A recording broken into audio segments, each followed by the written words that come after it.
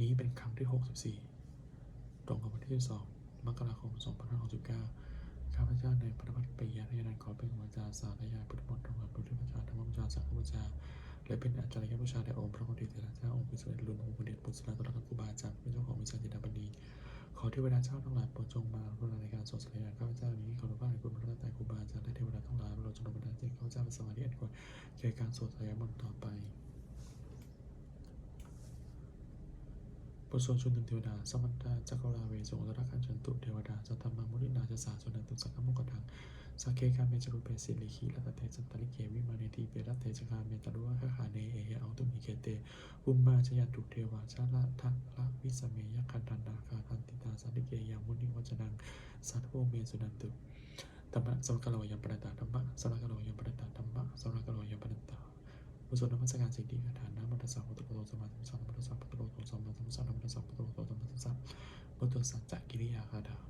นันทิเมสนังปัญญาพุทธเมสนังวราเอเดนะสวัยชนะสุรุเมสุปดานันทิเมสนังปัญญาธรรมเมสนังวราเอเดนะสวัยชนะสุรุเมสุปดา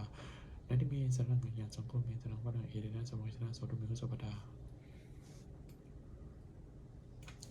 บทสวดมหาลิโกนาโถอิริกาคาถามหากุลิโกนาโถอาทายะสัพพุปาตินาบูเดวาปริสปาธรรมโมธรรมติมาเอเดนะสวัยชนะมหุสุกุตวามหากุลิโกนาโถอิทายะสัพพุปาตินาบูเดวาปริสปาปโตสมุตวะเอเดนะสวัยชนะมหุตุสมุตวามหากุลิโกนาโถสุกายะสัพพุปาตินาบูเดวาปริสปาปโตสมุตวะเอเดนะสวัยชนะมหุตุสัพพุตวาบทสวดมหาสมุทรสวดเอวันเนสุดังเอกสรยังปะกวาสักเคสุวิหารติกปิละวัตถุสุวิมหาวณิมหานาภิกขุสังฆนาสิทธิปัญจวัตติหิภิกขุสันติหิสัพเพวะอรหันติหิทัสสหิจโลกาโตหิเทวดาหิปุญญนะสันติปริดาโหติภวันตันทัศนายะภิกขุสังฆจะอัตตโตจตุนาสุทธาวาสายกานาเทวานาอัตตะโหสิกายังโขภควาสักเคสุวิหารติกปิละวัตถุสุวิมหาวณิมหานาภิกขุสังฆนาสิทธิปัญจวัตติหิภิกขุสันติหิสัพเพวะอรหันติหิทัสสหิจโลกาโตหิเทวดาหิปุญญนะสันติปริดาโหติภวันตันทัศนายะภิกขุสังฆจะยานุนาพยาปิเยนะภควาเตนุปะสังกัมเมยาภะอุปสังกัมมิตวาภควตโตสันนิเกปัจเจกาคาถาเปสยามติอาทัคโหตาเทวดาเปสยตินาภะภควาปุริโสสามัญชิตังวาปาหังสาปัสสาเรยะภาษาทิตังวาปาหังสมิเชยะเอวะเววะสุทธาวาเสสุเตเวสุอันตาหิตาภควโตปะระโตปะตุระหังสุอาทัคโหตาเทวดาภควตังอภิเกตวาอเยมังตะตัสโสเอกมันตันทิทาโคเอกเทวดาภควโตสันนิเกมังคตาอภัสสิปหาสมัยโยปภาสมิดาเทวกายาสมังคตาอภังคัมมหาอิมังคัมมะสมัยยันตะกิเนเยวะอาภาเชสังคันติอาทัคโหอปราเทวดาภควโตสันนิเกมังคตาอภัสสินันตระโกภิกขโวสาปทาอหังสุขิตาอนันโนอุชุกัปปะกังสุสารทิวะเนนานิคะหิตวาอินทริยานิรักขันติปันทิตาติ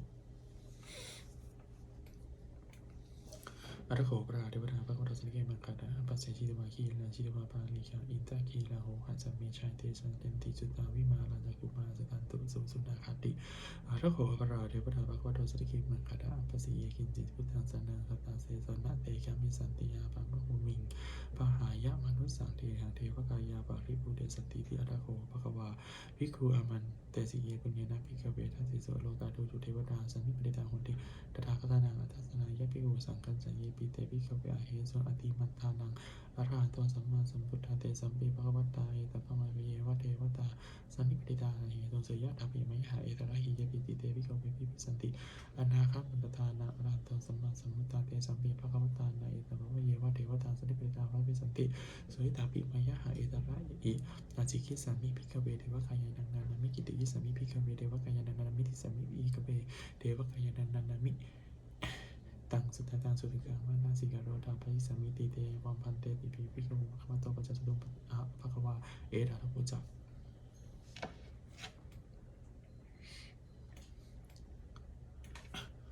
สิโลกามนุสามิยะตาคุมมาตาสันสิตาเยสิตาคีมิขภารัง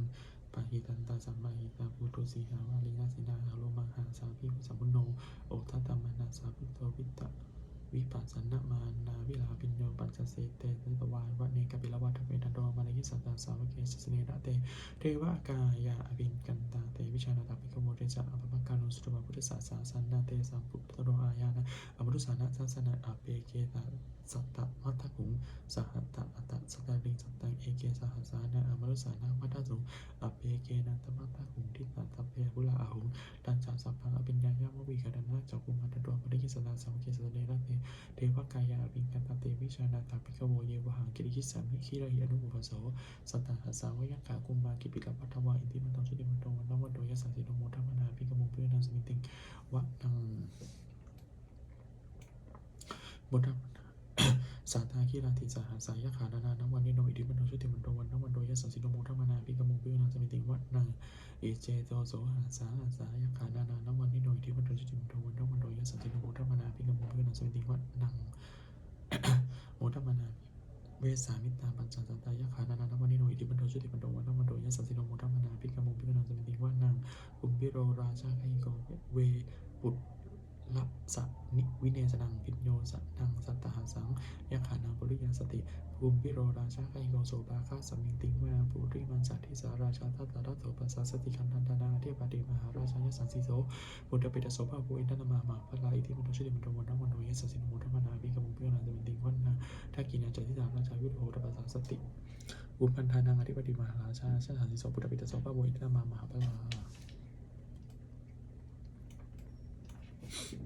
อิทิมันโดชุติมันโดวันนั้นวันโดยสัสสิโนโมทัมนาภิกขโมภิกขุนันสมิงติงวนาปัจจิมันสัตถิสาราชาวิรูปโคปัสสสตินาคณาธิปติมหาราชายสันสิโสพุทธปิตโสภาโวอิทนามาพระลาอิทิมันโดชุติมันโดวันนั้นวันโดยสัสสิโนโมทัมนาภิกขโมภิกขุนันสมิงติงวนาอุทธาสัตถิสาราชาคุเวโรตปัสสสติยาคานาธิปติมหาราชายสันสิโสพุทธปิตโสตัสสะภาโวอิทิมันนามาพระลาอิทิมันโดชุติมันโดวันนั้นวันโดยสัสสิโนโมทัมนาภิกขโมภิกขุนันสมิงติงวนาปุริมันสัตถิตาระโถทักขิเนนะวิรูปโกปจิเมนะวิรูปโกกุเวโรตระทิสาสตารโรเตมหาราชาสตารตาจตุโรทิสาทันทานละมานาอาจารย์สงฆ์อวเนกเปละวัฏเวเดสามายามิโนทาสาอากูวัจันเนญาสทามายากุเกตุวิเกตุวิมิสัพพุโตสหจันทโนกามะเสโตจักินทุนทุตันตุจะปะนาโตโอปะมโนจะเทวะสุโตจะมาตริจินตาเสโนจักรนาโมนาโหราชาสโนสโต